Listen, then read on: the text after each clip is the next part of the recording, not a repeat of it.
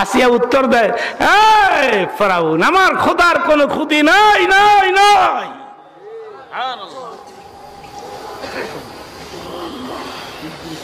আমরা তো বিপদে বললে কলমা তুই দৌড় মারি, মানে আমাদের কথা বলতেছি।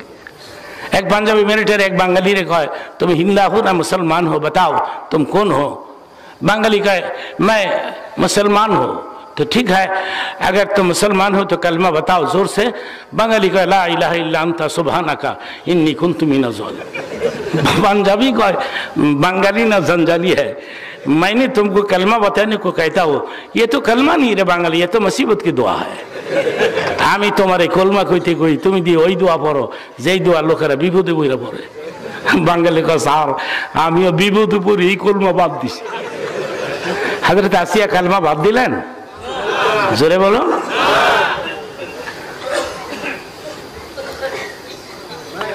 আসিয়া রে 3 দিনের সময় দিলাম।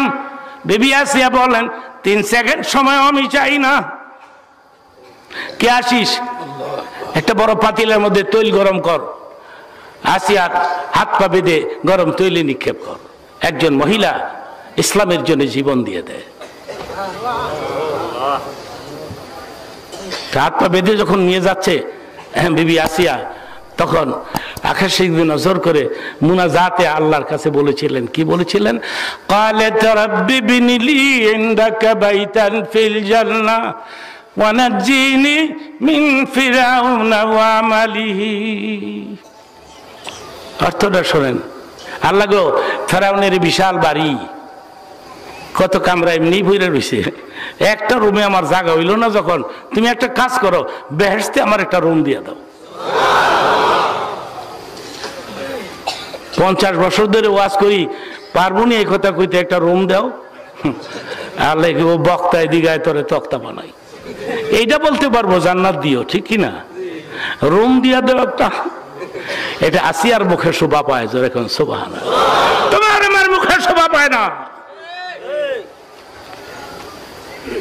মুনাজাত কবুল হয়ে গেল। আল্লাহ পাক ডাক দিয়ে বলেন, জিবরিল রে, আমার দাসী আমার কাছে একটা রুম চাইছে, আমি তো মুনাজাত কবুল করে বলেছি, কিন্তু আমার দাসী কেমনে বুঝবে রে আমি যে রুমটা রিজার্ভ করছি? তুমি একটা কাজ করো রে ও জিবরাইল, যেই রুমটা আসিয়ার নামে আমি কবুল করে ফেলেছি, রিজার্ভ করেছি, ওই রুমটা তুমি তোমার হাতে লইয়া এখনই যাও।